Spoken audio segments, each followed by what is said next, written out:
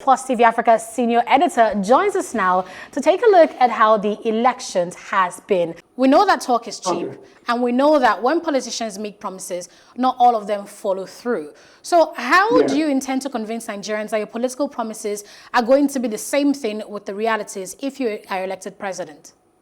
Yes, you know, my track record is one of the things you should also look at. Across the clinics, wards and theatres at the Lagos University Teaching Hospital, Luth, resident doctors are nowhere to be found. Originally the first point of call when patients come knocking, this vital force in Nigeria's healthcare system are determined to continue striking until the government accedes to their demands. The strike by the Judiciary Staff Union of Nigeria is exactly 2 months old today.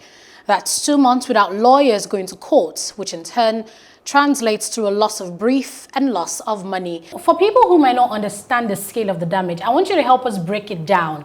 How exactly have these oil spills affected the livelihoods of people in Ogoni land and in fact the Niger Delta? Are we also saying that people, because they were forced, they were kidnapped, they were abducted from their homes and were forced into terrorism and have gone ahead to actually kill people and commit crimes, then their sentences should be lower because they were forced into it? How is a Boko Haram terrorist group able to shoot down, fighter jets of the Nigerian military?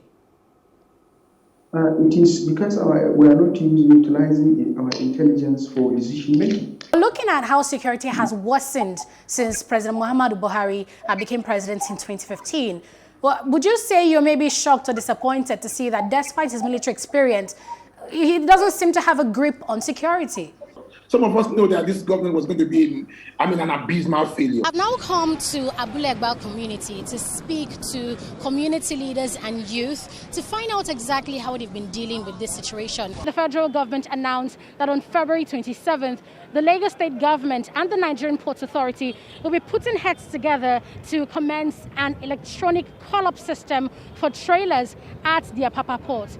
According to the story, the police is covering up a lot of things. And these include the accomplices of the prime suspect, Uduak Akpan, and previous accusations that he works with a gang that has carried out serial killings at the same place where Umaru was killed. SHOPRITE says they're in talks with potential investors to buy their shares for at least 25 billion naira. But business insiders have hinted that the preferred buyer for SHOPRITE is 60-year-old Tayo Amuso, a Nigerian billionaire and investor. So it's just a matter of time before the ownership of this mega retail store is moved from the hands of South Africans to Nigerians. Aneta Felix, Plus TV Africa.